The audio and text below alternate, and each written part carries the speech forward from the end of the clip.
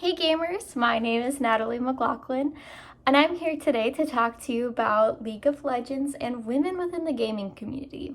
League is known to be one of the most toxic and degrading games within the gaming community.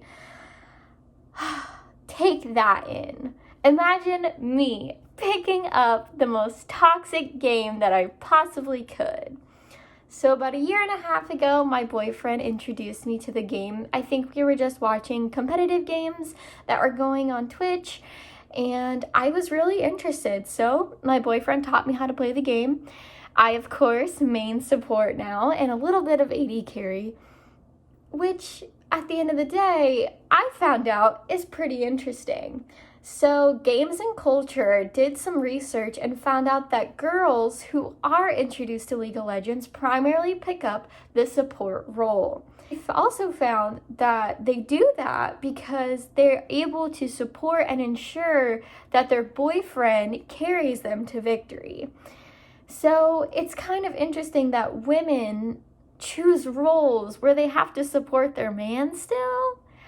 I don't know, it's kind of fishy. So I did some more research, and there was a study that women actually kind of tend to fall into the stereotype of being either submissive or the complete opposite, very hypersexualized. And the Journal of Sports and Social Issues did some research on like gamecasters, streamers, and competitive gamers, like women gamers. And they found that women are primarily choosing to step away from the gaming community as let's say, a profession because of the comments that are posted. So during their study, they had the women either play the game or cast the game. And due to the number of either hypersexualized comments or just degrading and rude comments that were posted below, it was the driving factor that made women turn away from the community itself. League of Legends is known for, like I said, being one of the most toxic communities, as there have been new terms created just for the game itself. There's now a term called flaming, which means degrading your team member, or you could even be flaming, I guess, the enemy team. But all of this is done through chat, like just typing messages to each other. In League of Legends, there is absolutely no voice chat option within the game itself. Now, of course, you could probably get into a call with people outside the game, but that's pretty rare. And so there is an interesting perspective that I kind of thought of recently, that what if League of Legends, in order to solve this toxicity problem, and specifically toxicity towards women, was just by introducing a voice chat. Other games like Overwatch have the same feature, and there's less toxicity in the game in general, and also there's less toxicity specifically against women. Women are much more widely accepted within that community versus League. While there still is a very small percentage of women who do play Overwatch and cast Overwatch, they're still there and they are accepted. And I'm just curious to know if League was to do the same and add that feature, it creates a connection, or it makes the person behind the keyboard recognize how human you are.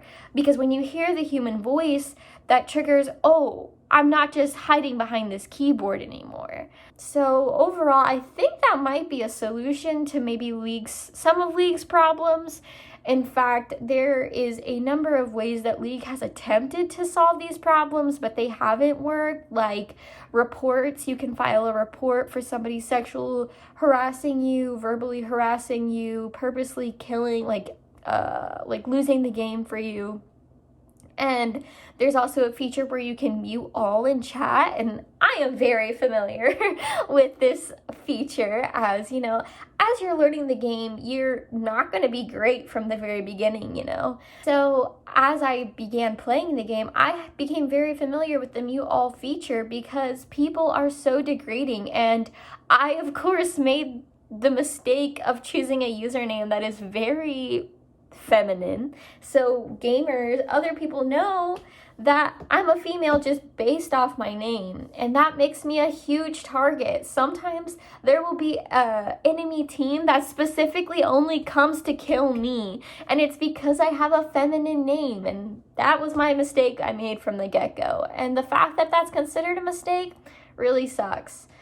But overall, I think League itself has a lot of room to grow and develop because women aren't going anywhere. In fact, women are joining the gaming scene, and Games and Culture said the same thing. You know, women are coming into the gaming scene and they're not leaving, especially with COVID-19.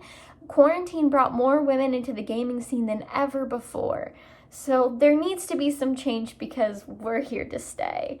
And that's my talk on women in the gaming community and League specifically.